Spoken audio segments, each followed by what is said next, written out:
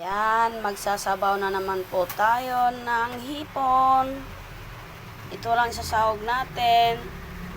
At huwag na natin gisahin para walang mantika. At nagpakulo na po tayo ng sabaw. Ilagay na po natin ang hipon. Ayan, nailagay ko na po ang hipon.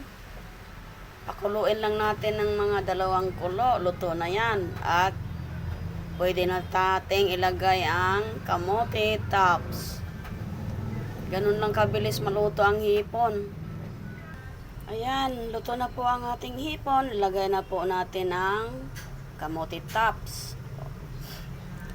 Wala nang gaanong ricados yan. Pambahay lang naman. Masarap na rin. Ayan, luto na po ang ating laswang hipon at kamote tops.